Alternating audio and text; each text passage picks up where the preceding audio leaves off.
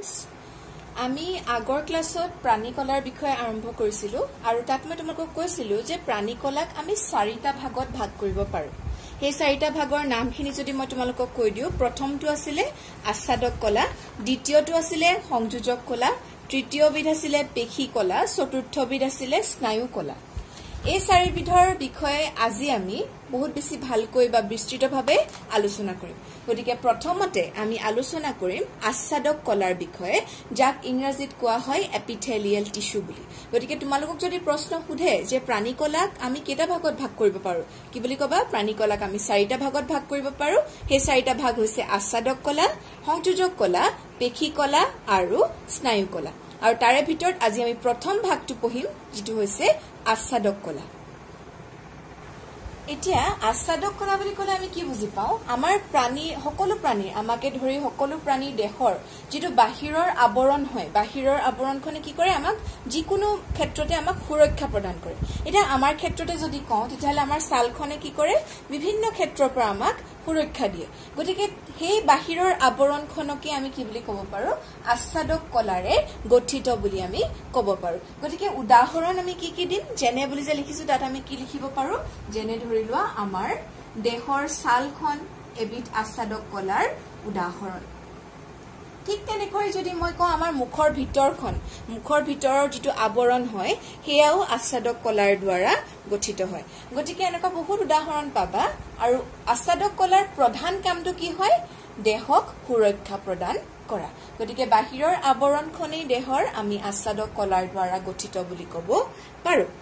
আৰু এই যিবিলাক আচ্ছাদক কলাৰ কোষ হয়, কোষবিলাকনো কেনেকুৱা হয়? এটা কলা বুলি ক'লে তাত এটাতকে বেছি কোষ থাকিবই। গতিকে আচ্ছাদক কলাৰ যিবিলাক কোষ হয়, সেই কোষবিলাক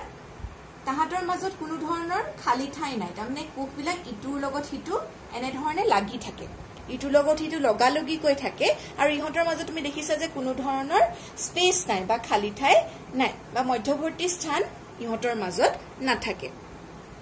আৰু সেইকাৰণে দেখিবলৈ ইহঁতক আৱৰণখনৰ নিচিনাই লাগে। এনেধৰণে হেতি ইটোৰ লগত সিটো কোষসমূহ লাগি থাকে। গতিকে কোষসমূহ কেনেকুৱা? কোষসমূহ ইটোৰ লগত সিটো লগালগিকৈ থাকে আৰু সিহঁতৰ মাজত কোনো ধৰণৰ মধ্যৱৰ্তী স্থান নাথাকে। আৰু এই যেটো আচ্ছাদক কলাৰ প্ৰধান কামটো কি হয় মই ক'লোৱে? প্ৰধান কামটো হৈছে দেহক সুৰক্ষা প্ৰদান কৰা। লগতে যিকোনো বস্তু আমাৰ শৰীৰলৈ সোমাবলৈ লওঁতে কিবা বেমাৰ আজাৰ, বীজাণুই হওক বা কিবাই হওক, সকলোখিনিয়ে আচ্ছাদক কলাখন ভেদি পেলাইহে আমাৰ দেহৰ ভিতৰলৈ প্ৰৱেশ কৰিব পাৰিব। গতিকে যিকোনো বস্তু ভিতৰলৈ সোমাওতে, শৰীৰলৈ, শৰীৰৰ পৰা বাহিৰলৈ ওলাই যাওঁতে আচ্ছাদক কলাখনৰ জৰিয়তে সোমাই বা ওলাই যাব পাৰে। এতিয়া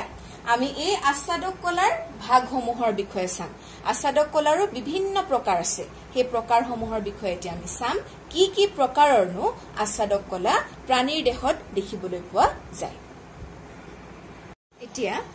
আচ্ছাদক কলাক আমি চাৰিটা ভাগত ভাগ কৰিব পাৰো। তাৰমানে আচ্ছাদক কলাৰো প্ৰকাৰ চাৰিটা হয়। প্ৰথমটো হৈছে ছটিয়া আচ্ছাদক কলা, দ্বিতীয়টো হৈছে স্তৰীভূত আচ্ছাদক কলা, তৃতীয়টো হৈছে স্তম্ভাকৃতি আচ্ছাদক কলা, আৰু চতুৰ্থটো হৈছে ঘনকাকৃতিৰ আচ্ছাদক কলা। আৰু এই প্ৰত্যেকটো আচ্ছাদক কলা বা এপিথেলিয়েল টিস্যু নিৰ্দিষ্ট কিছুমান জেগাত পোৱা যায়, আৰু তাহাঁতি সেই ধৰণে সেই জেগাসমূহত নিজৰ কাম কৰে। গতিকে আমি এই ভাগসমূহৰ বিষয়ে এতিয়া চাওঁচোন আহা। কোনটো ক'ত পোৱা যায় বা কেনেকুৱানো হয় আকৃতিটো, সেইটো বিষয়ে আমি এতিয়া চাম। এই যেটো ছটিয়া আচ্ছাদক কলা হয়, এই কলাটোৰ কোষসমূহ তোমালোকে যদি তোমালোকৰ কিতাপৰ চিত্ৰটো চোৱা, 6.9 চিত্ৰৰ প্ৰথম যেটো চিত্ৰ হয় তাত দেখিবা যে কোষসমূহ এনেধৰণে চেপেটা হয় আৰু বহুত পাতল হয়। এই কোষসমূহকে আমি ছটিয়া আচ্ছাদক কলা বুলি কওঁ। আৰু এই কোষসমূহ সাধাৰণতে ক'ত পোৱা যায়? আমি যদি কওঁ ক'ত পোৱা যায়, তেতিয়াহ'লে এই কোষসমূহ পোৱা যায় তোমাৰ মুখৰ ভিতৰত, মানে মুখৰ যিখন আমাৰ ভিতৰ হয়, মুখৰ গহ্বৰখনত, তাত আৰু গ্ৰাহনলী, যিডালক আমি এছ'ফেগাছ বুলি কওঁ। তাৰমানে যোনফালেদি আমাৰ খাদ্যবোৰ খালে যিফালেদি পাৰ হৈ যায়, সেই গ্ৰাহনলীডালৰ যিখিনি আৱৰণ হয়, বাহিৰৰ আৱৰণ হয়, সেই আৱৰণটো ছটিয়া আচ্ছাদক কলাৰ দ্বাৰা গঠিত হয়। গতিকে এই যেটো ছটিয়া আচ্ছাদক কলা হয়, কোষসমূহ কেনেকুৱা মনত ৰাখি থবা? চেপেটা হয়, পাতল হয়, আৰু মুখৰ ভিতৰ আৰু মাছৰ বাকলিৰ নিচিনা হয়, একেবাৰে পাতল চেপেটা। আৰু মুখ ক'ত পোৱা যায় মুখৰ গহ্বৰ ভিতৰত বা গ্ৰাহনলীডালৰ আৱৰণখন এই কলাৰ দ্বাৰা গঠিত আৰু ই কি কৰে মুখৰ ভিতৰখনত বা গ্ৰাহনলীডালক এটা সুৰক্ষা প্ৰদান কৰে যাতে বাহিৰৰ পৰা যিকোনো বস্তু আহিলে সেই ভিতৰলৈ প্ৰৱেশ কৰিব নোৱাৰে হেতু কাৰণে আমাৰ দেহক এটা সুৰক্ষা প্ৰদান কৰে সেই জেগাসমূহত থাকি পেলাই এতিয়া আমি চাম ষ্টৰীভূত আচ্ছাদক কলানো কি হয় তোমালোকক কৈছিলো যে সাল আমাৰ শৰীৰৰ যেটো সাল হয় সাল এবিধ কি হয় আচ্ছাদক কলা হয় তাৰ মানে এপিথেলিয়েল টিস্যু হয় যেটো আমাক সুৰক্ষা প্ৰদান কৰে গতিকে সাল এবিধ এনেকুৱা কলা হয় গুটিটো আমাৰ গুটি শৰীৰতে আছে গুটি শৰীৰৰ আৱৰণ আমাৰ সালে আৱৰি থাকে আৰু সালখনে কি কৰে আমাক গুটি শৰীৰটোক এটা সুৰক্ষা প্ৰদান কৰে কাৰণ যিকোনো বস্তু আমি যদি আঘাতপ্ৰাপ্ত হওঁ তেতিয়ালে সালখনৰ জৰিয়তেহে আমি আঘাতপ্ৰাপ্ত হৈ পেলাই আমাৰ শৰীৰৰ ভিতৰলৈ সেই বস্তুটো প্ৰৱেশ কৰিব পাৰিব গতিকে সাল এবিধ এনেকুৱা আচ্ছাদক কলা যাৰ কোষসমূহ কেইবাটাও স্তৰেৰে গঠিত তাৰ মানে এনে ধৰণে এটা স্তৰ থাকে নহয় তাৰ ওপৰত আৰু এটা স্তৰ তাৰ ওপৰত আৰু এটা স্তৰ এনেকে কেইবাটাও স্তৰে খলপকে কোষসমূহ গঠিত যিহেতু এই কলাৰ কোষসমূহ এনে ধৰণে স্তৰীভূত হয় বা কেইবাটাও স্তৰ থাকে কেইবাটাও কোষৰ স্তৰৰ দ্বাৰা গঠিত সেই কাৰণে এনে ধৰণৰ আচ্ছাদক কলাসমূহক স্তৰীভূত আচ্ছাদক কলা বুলি কোৱা হয় আৰু তাৰ উদাহৰণ হিচাপে আমি কি লৈছো আমাৰ দেহৰ ছাল যি আমাক বহুত যিকোনো ধৰণতে আমাৰ শৰীৰক সুৰক্ষা প্ৰদান কৰে আৰু এতিয়া আমি পঢ়িম স্তম্ভাকৃতি আচ্ছাদক কলা এতিয়া আমি যদি আমাৰ পাকস্থলীৰ বিষয়ে জানিবলৈ চেষ্টা কৰো তেতিয়াহলে আমাৰ পাকস্থলীৰ যিখিনি কোষ হয় বা যিখিনি কলাৰ দ্বাৰা গঠিত হয় সেইখিনি দেখিবলৈ এনেকুৱা ধৰণৰ তাৰমানে এনেকুৱা ধৰণৰ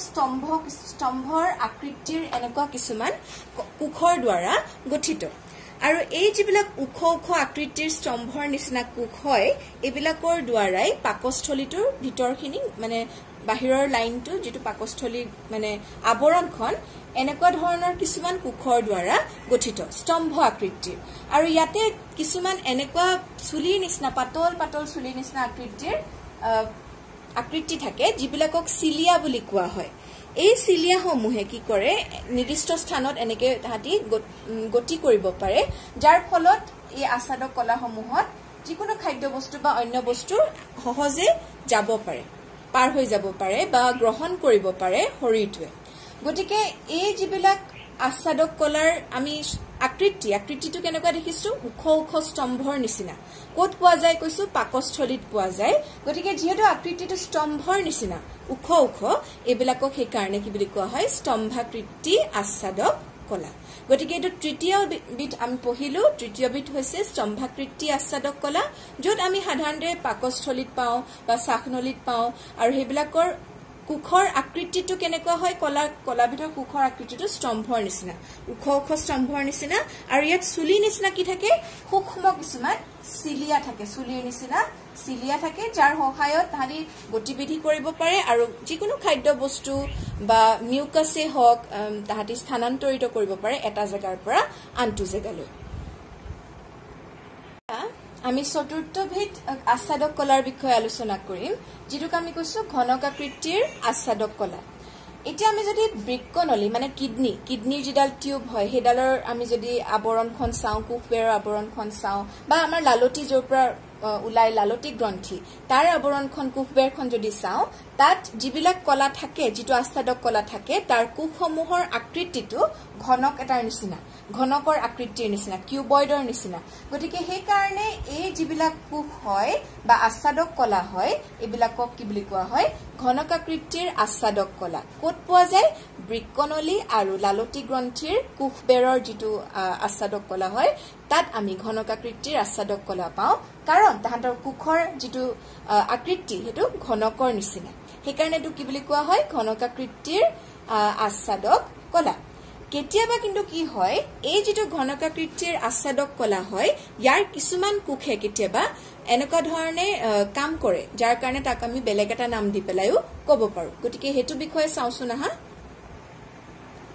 কেতিয়াবা কি হয় এই যিবিলাক ঘনকাকৃতিৰ আচ্ছাদক কলাৰ কোষ হয় তাহাঁতি কেতিয়াবা ৰূপান্তৰিত হ'ব পাৰে বা চেঞ্জ হ'ব পাৰে তাহাঁতি নিজকে হলনি কৰিব পাৰে চেঞ্জ হ'ব পাৰে ৰূপান্তৰ হৈ পেলাই তাহাঁতি কিছুমান গ্ৰন্থি সৃষ্টি কৰিব পাৰে বা তাহাঁতি কিছুমান গ্ৰন্থি কোষ গঠন কৰিব পাৰে যেতিয়া হেতি কিছুমান গ্ৰন্থি এনে ধৰণে গ্ৰন্থি কোষৰ সৃষ্টি কৰে তেতিয়া এই যেটো আচ্ছাদক কলা হয় ঘনকাকৃতিৰ আচ্ছাদক কলাটোক আমি কওঁ গ্ৰন্থিময় আচ্ছাদক কলা আৰু এই কি কলো যেতিয়া কিছুমান ঘনকাকৃতিৰ কোষে তাহাতি কি কৰে কিছুমান গ্ৰন্থি কোষলে ৰূপান্তৰিত হৈ যাব পাৰে তেতিয়া সেই ঘনকাকৃতিৰ যেটো ৰূপান্তৰিত ৰূপ আমি হেতু গ্ৰন্থিময় আচ্ছাদক কলা বুলি কওঁ আৰু এই গ্ৰন্থিময় যিবিলাক কোষ হয় বা যিবিলাক গ্ৰন্থিময় এক কোষী এটা জনিবা ৰূপান্তৰ হৈ গল এটো হৈ গল এক কোষী গ্ৰন্থিময় কোষ এনেকুৱা কেবাটাও যেতিয়া লগ লাগি যায় কেবাটাও যেতিয়া গ্ৰন্থিময় কোষ লগ লাগি যায় তেতিয়া তাহাতি বহু কোষী গ্ৰন্থি কোষৰ সৃষ্টি কৰে গতিকে গ্ৰন্থিময় এটা কোষে যদি কেবাটাও কোষৰ লগত একেলগ হৈ যায় তেতিয়া তাহাতি বহু কোষী গ্ৰন্থি কোষৰ সৃষ্টি কৰে কেবাটাও মানে গ্ৰন্থি কোষ লগ লাগিলে কি হ'ব কেবাটাও গ্ৰন্থি কোষ হৈ যাব সেই কাৰণে বহু কোষী গ্ৰন্থি কোষ গতিকে এতিয়া আমি কি গম পালো যে আচ্ছাদক কলাক আমি চাৰিটা ভাগত ভাগ কৰিব পাৰো প্ৰথমটো হৈছে ছটিয়া আচ্ছাদক কলা কোট পোৱা যায় কোষটো কেনেকুৱা হয় হেতু বিষয় কলো দ্বিতীয়টো হৈছে স্তৰীভূত আচ্ছাদক কলা হেয়াও বিষয় আমি কলো তৃতীয়টো হৈছে স্তম্ভাকৃতি আচ্ছাদক কলা কেলে এনেকুৱা হয় কোট পোৱা যায় হেয়া কলো তাত কি থাকে চুলি নিচিনা হেতু কি বুলি কোৱা যায় চিলিয়া তাৰ পিছতে চতুৰ্থবিধ হৈছে ঘনকাকৃতিৰ আচ্ছাদক কলা কোট পোৱা যায় বুলি কলো আৰু লগতে কলো কেতিয়াবা কি হয় ইহতৰ এটা কোষে কেতিয়াবা ৰূপান্তৰ হৈ পেলাই গ্ৰন্থি কোষৰ সৃষ্টি কৰিব পাৰে মানে তাহাতি কিছুমান তাৰ পৰা দ্ৰব্য নিহৰণ কৰিব পাৰিব গতিকে তেনেকুৱা কোষবিলাক যেতিয়া সৃষ্টি কৰে হেতুক আমি গ্ৰন্থিময় আচ্ছাদক কলা বুলি কওঁ আৰু এই গ্ৰন্থিময় আচ্ছাদক কলাটো কেবাটাৰ লগত লগ লাগি গলে বহু কোষী গ্ৰন্থি কোষৰ সৃষ্টি কৰে গতিকে এয়াই আছিল আচ্ছাদক কলাসমূহৰ বিষয় এতিয়া আমি দ্বিতীয় বিধ প্ৰাণী কলাৰ বিষয়ে আলোচনা কৰিম প্ৰথম বিধৰ আমাৰ আলোচনা হৈ গল আচ্ছাদক কলা এতিয়া আমি আলোচনা কৰিম সংযোজক কলাৰ বিষয়ে এতিয়া আমি আলোচনা কৰিম সংযোজক কলাৰ বিষয়ে যেটো কানেক্টিভ টিস্যু বুলিও কোৱা হয় মই আগৰ ক্লাছত তোমালোকক উদাহৰণ দিছিলো এবিধ সংযোজক কলাৰ বিষয়ে যি হৈছে তেজ এবিধ সংযোজক কলা যি এবিধ আমি ক'ব পাৰো যে জুলিয়া সংযোজক কলা কিন্তু তেজকনো কিয় সংযোজক কলা বুলি কোৱা হয় এতিয়া আমি যদি মন কৰো তেতিয়া হলে আমি কি দেখিম যে তেজতে গুটেইখিনি বস্তু আমি যিখিনি বস্তু আমাৰ খাদ্য যিখিনি হজম হৈ যায় সেইখিনি বস্তু তেজৰ জৰিয়তে বিভিন্ন অংগলৈ আমাৰ শৰীৰৰ বিভিন্ন অংশলৈ যায় ঠিক তেনে ধৰণে অক্সিজেনেই হওক বা যিকোনো বৰ্জিত পদাৰ্থই হওক সেই গুটেইখিনি বস্তু আমাৰ শৰীৰৰ এটা অংশৰ পৰা আনটো অংশলৈ কোনে লৈ যায় তেজে লৈ যায় আৰু তেজ এবিধ জুলিয়া সংযোজক কলা সেই কাৰণে যেহেতু তেজে গুটেই শৰীৰটোক সংযোগ কৰি ৰাখিছে বা এটা ঠাইৰ পৰা আনটো ঠাইলৈ লৈ গৈছে সেই কাৰণে আমি তেজক কি বুলি ক'ব পাৰো এবিধ সংযোজক কলা বুলি ক'ব পাৰো যি এটা জুলিয়া ৰূপত আছে এই যিবিলাক সংযোজক কলাৰ কোষসমূহ হয় যেহেতু কলা হয় কোষ থাকিবই গতিকে এই কলাৰ কোষসমূহৰ মাজৰ এটা বৈশিষ্ট্য যে ইহঁতৰ মাজত কোনো ধৰণৰ মধ্যৱৰ্তী স্থান নাথাকে তাৰমানে কোষবিলাক ইটোৰ লগত হিটো এনে ধৰণে লাগি থাকে তাহাঁতৰ মাজত খালি স্পেচ নাথাকে মধ্যৱৰ্তী স্থান নাথাকে আৰু এটা দৰকাৰী কথা যে এই যিবিলাক কলাৰ কোষসমূহ হয় সেইবিলাক সদায় এটা দ্ৰব্যত তাহাঁতি লাগি থাকে দ্ৰব্যতাৰ লগত লাগি থাকে আৰু এই দ্ৰব্যটোক আমি আধাৰ দ্ৰব্য বুলি কওঁ বা ইংৰাজী এটোক মেট্ৰিক্স বুলি কোৱা হয় তাৰমানে এটা দ্ৰব্যত পুট খাই থাকে এই সংযোজক কলাৰ কোষসমূহ গতিকে তেজ এবিধ সংযোজক কলা হয় আৰু যেহেতু ই এক সংযোজক কলা হয় ইয়াৰো এবিধ আধাৰ দ্ৰব্য থাকিব লাগিব তাৰমানে তেজৰ যিবিলাক কোষ হয় সেইবিলাকো এটা আধাৰ দ্ৰব্য বা মেট্ৰিক্সত পুট খাই থাকিব লাগিব গতিকে তেজৰ যেটো আধাৰ দ্ৰব্য হয় হেতুক আমি কওঁ প্লাজমা বুলি তেজৰ আধাৰ দ্ৰব্যটোক প্লাজমা বুলি কোৱা হয় য'ত তেজৰ আমি কোষসমূহ দেখিবলৈ পাওঁ আৰু সেই প্লাজমাতে তেজৰ বিভিন্ন ধৰণৰ কোষ থাকে যেনেকে এটা হৈছে ধৰি লোৱা লোহিত ৰক্তকণিকা যেটোক আমি ইংৰাজীত আৰবিসি বুলি কওঁ বা এৰিথ্ৰোসাইট বুলি কওঁ তাৰ পিছতে আন এবিধ তেজৰ কোষ হৈছে শ্বেত ৰক্তকণিকা যেটোক WBC বা লিউকোসাইট বুলি কোৱা হয় আৰু অন্য ধৰণৰ প্ৰটিনে হওক লৱণে হওক বা হৰমনে হওক সেইসমূহ প্লাজমাত দেখিবলৈ পোৱা যায় গতিকে প্ৰথমবিধ উদাহৰণ আমি কি ললো সংযোজক কলাৰ হেয়া হৈছে তেজ এবিধ জুলীয়া সংযোজক কলা আৰু ইয়াৰ যেটো আধাৰ দ্ৰব্য হয় হেয়া হৈছে কি প্লাজমা আৰু সেই প্লাজমাতে তেজৰ বিভিন্ন কোষসমূহ দেখিবলৈ পাও যেনেকে লোহিত ৰক্তকণিকা আৰবিসি শ্বেত ৰক্তকণিকা যেনেকে ডব্লিউবিসি বা অন্যান্য কিছুমান হৰমনে হওক বা যিকোনো অন্য পদাৰ্থই হওক এইখিনি দেখিবলৈ পোৱা যায় এতিয়া আমি আলোচনা কৰিম আমাৰ দেহত পোৱা বিভিন্ন সংযোজক কলাসমূহৰ বিষয় এটাটো আমি পঢ়িলোৱে তেজ এতিয়া আমি বাকি সমূহৰ বিষয় চাম গতিকে প্ৰথম যেটো সংযোজক কলা আমাৰ শৰীৰত পোৱা যায় হিয়া হৈছে অস্থি বা ইংৰাজীত আমি কওঁ যাক বোন বুলি গতিকে বোন বুলি কলে বা অস্থি বুলি কলে আমি জানো কি হয় অস্থি বিলাকে কি কৰে আমাৰ দেহৰ গুটে আকৃতিটো আমাৰ যদি শৰীৰত আমাৰ অস্থি নাথাকিলেহেঁতেন বা বোন নাথাকিলেহেঁতেন আমি এনেকে থিয় হৈ থাকিব পাৰিলোহেঁতেন জানো গতিকে আমাৰ গুটে দেহৰ আকৃতিটো কিহে দিয়ে এই সংযোজক কলাবিধে দিয়ে যি হৈছে অস্থি বা বোন আৰু আমাৰ শৰীৰত এটা শক্তি প্ৰদান কৰে আমাৰ শৰীৰৰ ভৰটো বহন কৰে আমি যিকোনো ক্ষেত্ৰতে থিয় হৈ থাকিব পাৰো কিবা কৰিব পাৰো গতিকে হেয়া সকল অস্থিৰ কাৰণেহে সম্ভৱ হয় তাৰ লগতে অস্থিৰ যিবিলাক কোষ হয় আমি দেখিলেই গম পাওঁ যে অস্থিৰ কোষবিলাকক আমি কি বুলি ক'ব পাৰো যে কোষবিলাক সদায় কঠিন হয় আৰু যেহেতু আমাৰ ভৰ লব পাৰে তাৰ মানে কি হয় সেই কোষবিলাক আমি ক'ব পাৰো যে তাহাঁতি শক্তিশালী হয় কঠিন হয় কোষবিলাক আৰু কি হয় শক্তিশালী কোষ হয় যেহেতু আমাৰ শৰীৰৰ ভৰটো তাহাঁতি গ্ৰহণ কৰিব পাৰে আৰু এই কোষসমূহ কিহৰ দ্বাৰা গঠিত হেতু আমি জানিব লাগিব অস্থিৰ কোষসমূহ গঠিত হয় সাধাৰণতে দুটা পদাৰ্থৰ দ্বাৰা গঠিত হিয়া হৈছে আমাৰ ক্যালসিয়াম আৰু ফসফৰাছ গতিকে এয়া হৈছে আন এবিধ সংযোজক কলা যি হল আমাৰ অস্থি দেহক আকৃতি দিয়ে দেহৰ ভৰ বহন কৰে শক্তিশালী হয় কোষসমূহ কঠিন হয় আৰু কিহৰ দ্বাৰা গঠিত ক্যালসিয়াম আৰু ফসফৰাছ এতিয়া আমি আন এবিধ সংযোজক কলাৰ বিষয়ে পঢ়িম হিয়া হৈছে লিগামেন্ট এই যেটো লিগামেন্ট হয় এই লিগামেন্টৱে সংযোজক কলা বুলি কেলে কোৱা হয় কাৰণ ই কি কৰে এডাল অস্থিক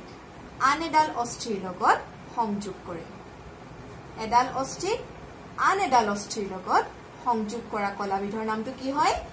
লিগামেন্ট হয় আৰু এই লিগামেন্টত মই কৈছোৱে যে প্ৰত্যেকটো সংযোজক কলাৰ কোষসমূহ এটা আধাৰ দ্ৰব্যত পুত খাই থাকে গতিকে লিগামেন্টত খুব কম আধাৰ দ্ৰব্য পোৱা যায় আৰু ইয়াৰ প্ৰধান কামটো কি হয় কাক সংযোগ কৰে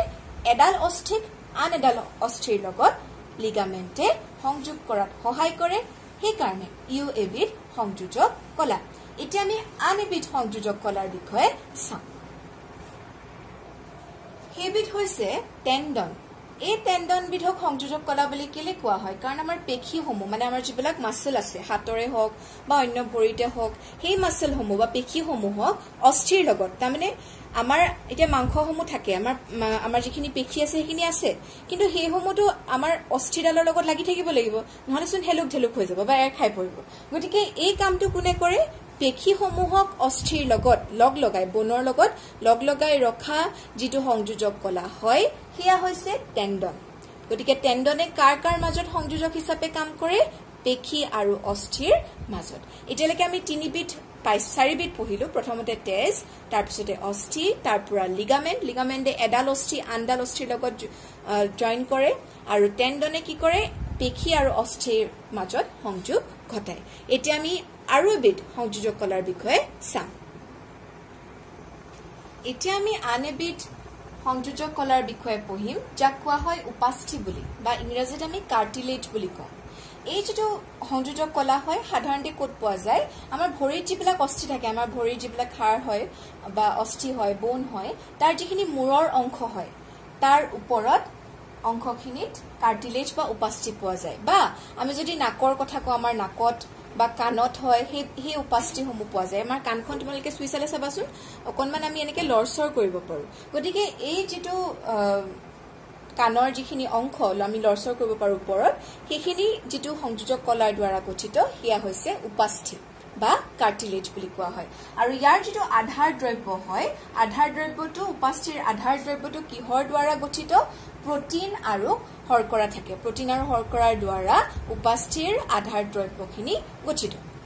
এতিয়া মই তোমালোকক বিভিন্ন ধৰণৰ সংযোজক কলাৰ বিষয়ে কলো তেজকে আদি কৰি আমি উপাস্থিৰলৈকে পঢ়িলো কোনটোৱে কি কাম কৰে কোনটোৱে কাক সংযোজন কৰে হেতু বিষয়ে কলো তোমালোকে মই কৈ যাওতে কথাখিনি লিখি যাবা বা কিতাপখন পঢ়ি পেলাই তাত মাৰ্ক কৰি যাবা তেতিয়া তোমালোকৰ বুজিবলৈ সহজ হ'ব তাৰ লগতে মই তোমালোকক এইখিনিতে এটা কাম দিও তোমালোকে কি কৰিবা দুবিধ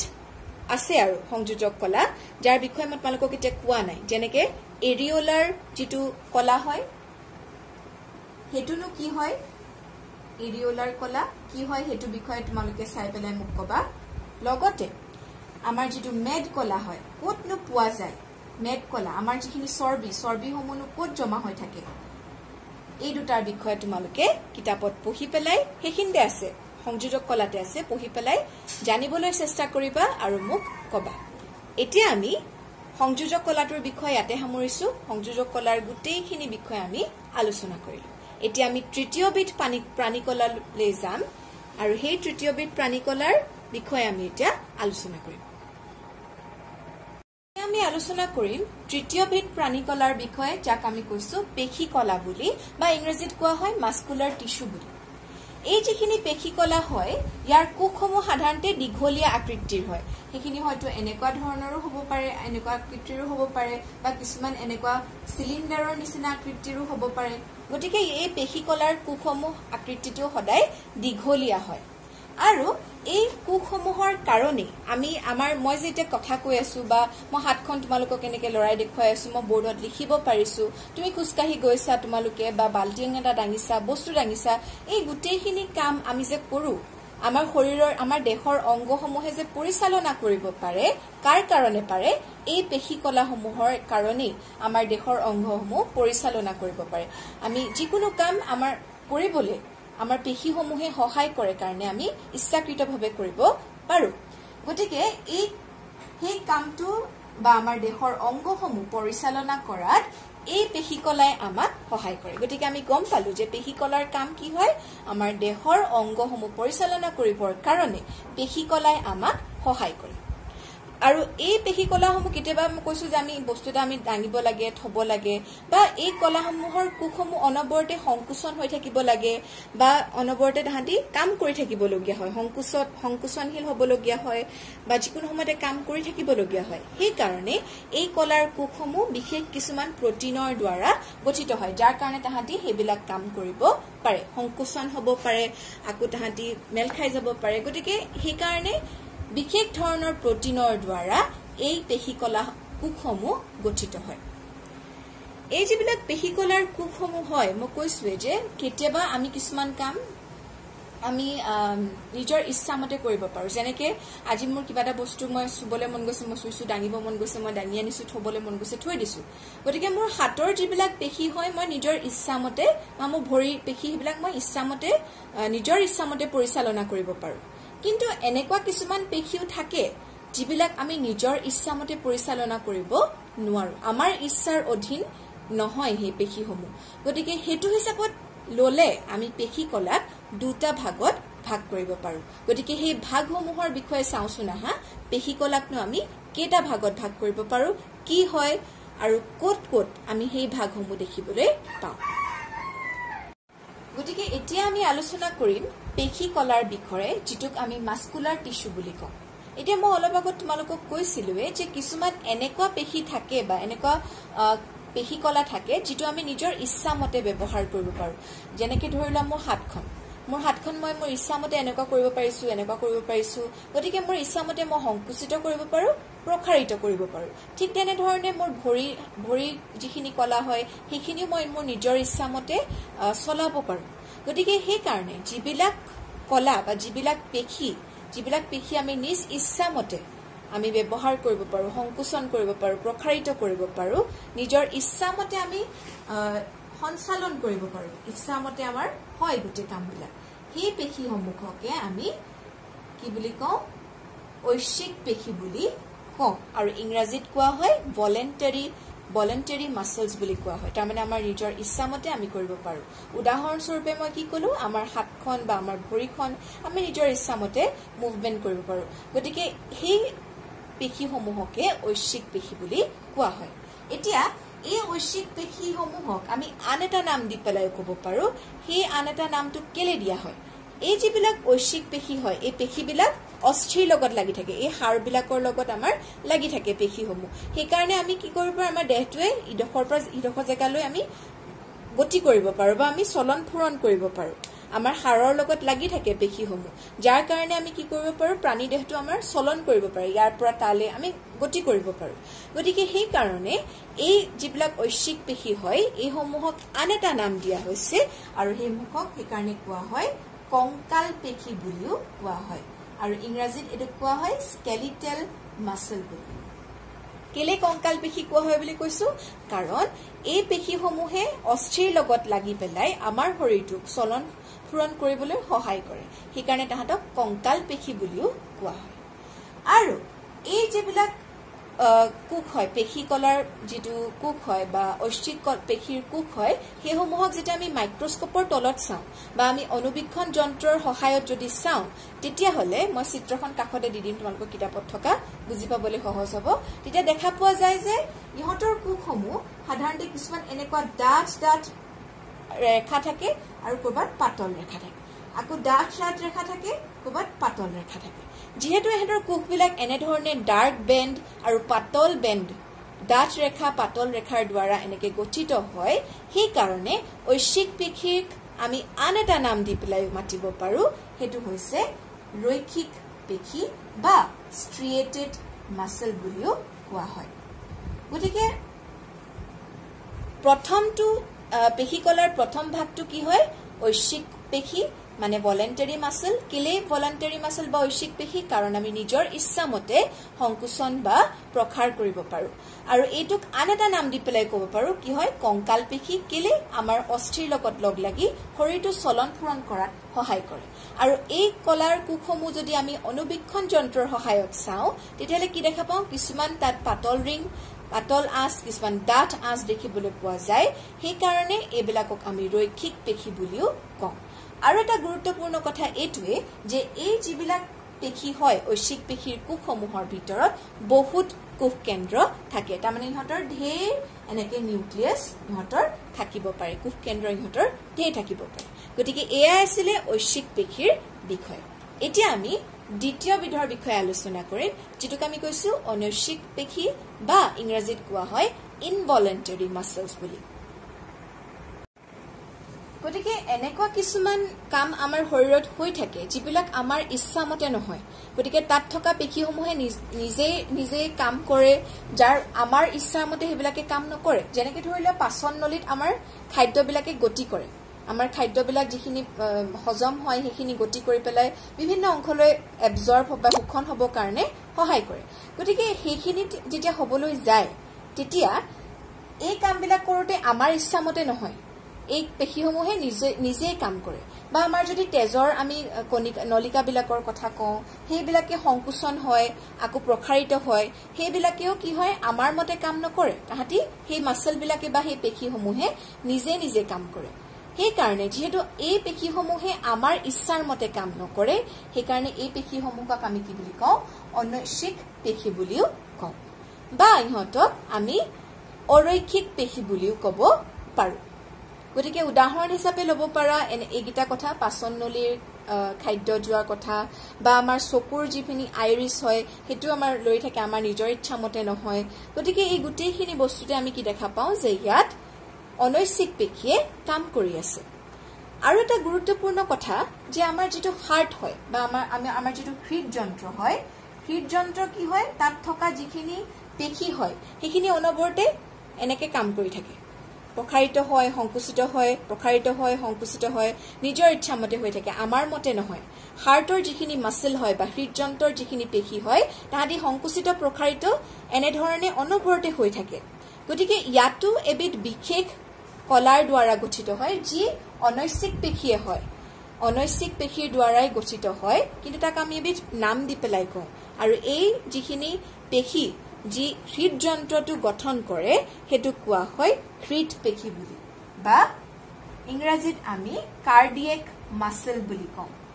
যিবিলাক এক প্ৰকাৰৰ অনৈচ্ছিক পেশী হয় যিটোৱে নিজৰ ইচ্ছামতে কাম কৰে আমাৰ মতে কাম নকৰে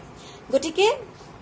এইখিনি আছিল পেশী কলাৰ বিষয়ে পেশী কলাক আমি দুটা ভাগত ভাগ কৰিলো ঐচ্ছিক আৰু অনৈচ্ছিক আৰু তাৰ বিষয়ে আমি আজি বিস্তৃতভাৱে আলোচনা কৰিলো এতিয়া আমি আগবাঢ়িছো প্ৰাণী কলাৰ চতুৰ্থ ভাগটোলৈ যিটোক আমি কওঁ স্নায়ু কলা বুলি আৰু হেতু পঢ়িলে আমাৰ এই গোটেই পাঠটো সামৰণি ঘটিব গতিকে এতিয়া পঢ়োচোন বলা স্নায়ু কলাৰ বিষয়ে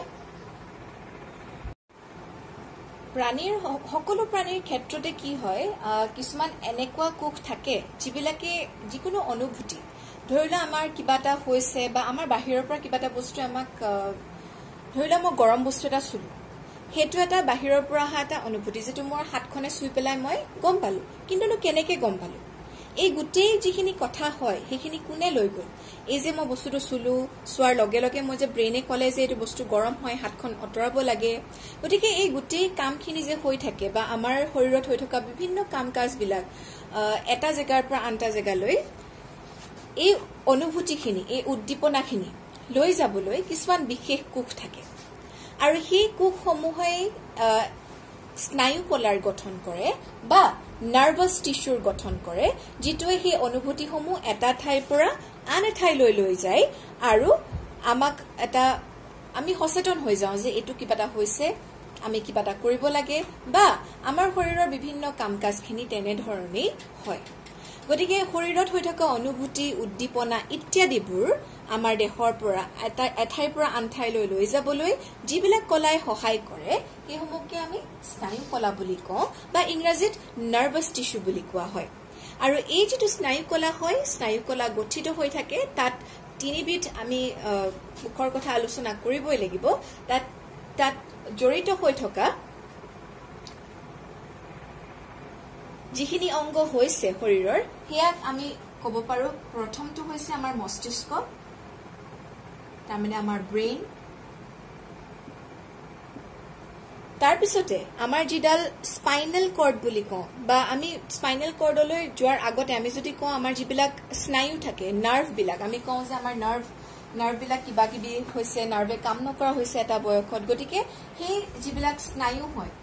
স্নায়ু বা নাৰ্ভ সেইসমূহৰ দ্বাৰা গঠিত হয় আৰু লগতে থাকে আমাৰ স্নায়ুৰজ্জ বা যাক আমি স্পাইনেল কৰ্ড বুলি ইংৰাজীত কওঁ গতিকে এই তিনিবিধৰ কথা আমি কবই লাগিব যেতিয়া আমি স্নায়ু কলাৰ বিষয়ে পঢ়ো এই তিনিবিধ অংগই আমাক সহায় কৰে গোটেই স্নায়ু কলাটো গঠন কৰিবৰ কাৰণে আৰু গোটেই কাম কাজবিলাক নিয়াৰিকে চলাই নিবৰ কাৰণে এই যেটো স্নায়ু কোষ হয় স্নায়ু কোষটোক আমি আন এটা নাম দিও কব পাৰো যাক নিউৰন বুলিও কোৱা হয় স্নায়ু কোষটোক নিউৰন হিচাপেও আমি নামকৰণ কৰিব পাৰো গতিকে যেতিয়া আমি স্নায়ু কলা বুলি কওঁ তাত সাধাৰণতে যেটো বিষয় আহি পৰে হিয়া হৈছে আমাৰ স্নায়ু কোষ বা নিউৰনৰ এটা প্ৰধান ভূমিকা আছে আৰু তাৰ যিখিনি অংশ হয় সেইখিনি বিষয় আমি চিত্ৰৰ সহায়ত এতিয়া চাম আৰু এই চিত্ৰটো তোমালোকৰ কাৰণে যথেষ্ট গুৰুত্বপূৰ্ণ পৰীক্ষাৰ ফালৰ পৰাই হওক লাগিলে বা চিৰদিনৰ কাৰণে মনত ৰাখিবৰ কাৰণে হওক নিউৰনৰ চিত্ৰটো বহুত বেছি গুৰুত্বপূৰ্ণ গতিকে চিত্ৰটো মই যেতিয়া আঁকি যাম তাৰ অংশসমূহ যেতিয়া কৈ যাম গুৰুত্ব সহকাৰে তোমালোকে চাই যাবা আৰু ইয়াৰ গোটেই যিখিনি কাম কাজ হয় সেইখিনি বিষয়ে তোমালোকে এই ক্লাস 10তে গম পাবা আৰু এটা পাঠ আছে তাত তোমালোকে গম পাবা কেনে ধৰণেনো এই নিউৰন বিলাকে কাম কৰে আমাৰ সিগন্যাল বিলাক আমি যেটা কিবা এটা গম পাও সেই সিগন্যাল বিলাক কেনেকেনো লৈ যায় স্নায়ুৰজ্জ হৈ পেলাই মস্তিষ্কলৈনো কেনেকে যায় গোটেইখিনি বস্তু বেলেগ এটা পাঠত তোমালোকে পঢ়িবলৈ পাবা এতিয়া আমি স্নায়ু কলাৰ যেটো কোষ হয় প্ৰধান কোষ হয় যেটোক আমি স্নায়ু কোষ বুলি কওঁ বা নিউৰন বুলি কওঁ তাৰ আমি চিত্ৰটো চাওচোন বলা গতিকে নিউৰন এটাৰ চিত্ৰ আঁকা বুলি কলে আমি এনে ধৰণৰ এটা চিত্ৰ আঁকিব লাগিব এটো হৈছে নিউৰনৰ এটা চিত্ৰ আৰু নিউৰনৰ চিত্ৰটো আমি যেতিয়া দেখিছো এই যে তোমালোকে অংশটো দেখিছা এটো কোৱা হয় নিউৰনৰ যেটো কোষ দেহ এই অংশখিনিক কোৱা হয় নিউৰনৰ কোষ দেহ বুলি বা ইংৰাজীত আমি এটোক সেল বডি বুলি কওঁ আৰু ইয়াৰ ভিতৰত যেটো দেখিছা এই অংশটো কোৱা হয় কোষ কেন্দ্ৰ বুলি বা নিউক্লিয়াছ বুলি ইংৰাজীত কোৱা হয় এটো হৈছে কোষ কেন্দ্ৰ আৰু এটো হৈছে কোষ দেহ আৰু এই কোষ কেন্দ্ৰটোৰ এই কোষ দেহৰ ভিতৰত এনে ধৰণে কোষ প্ৰৰক থাকে যত এই কোষ কেন্দ্ৰটো পোৱা যায় গতিকে ইয়াৰ ভিতৰত আমি কি দেখা পাইছো কোষ প্ৰৰক আছে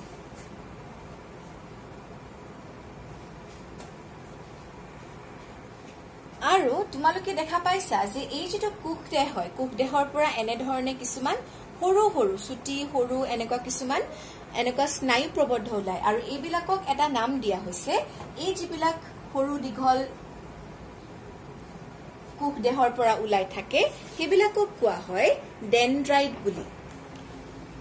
এই অংশবিলাকক আমি ডেনড্ৰাইট বুলি কওঁ আৰু এই কোষডালৰ পৰা এই কোষ দেহৰ পৰা তোমালোকে দেখা পাইছা যে নলিকাৰ নিচিনা এনেকে দীঘল এনেকে এডাল ওলাই আহিছে আৰু এই দীঘল যিডাল নলিকা সদৃশ আকৃতি এডালক আমি এক্সন বুলি কওঁ তাৰ লগতে এইখিনিতে তোমালোকে দেখা পাইছা যে ইয়াৰ পৰা এনে ধৰণে যিবিলাক স্নায়ু হয় স্নায়ুবিলাকৰ মূৰবিলাকত এনেকে ধৰণে কিছুমান অংশ লাগি আছে আৰু এই সমূহক আমি কওঁ স্নায়ু প্ৰান্ত বুলি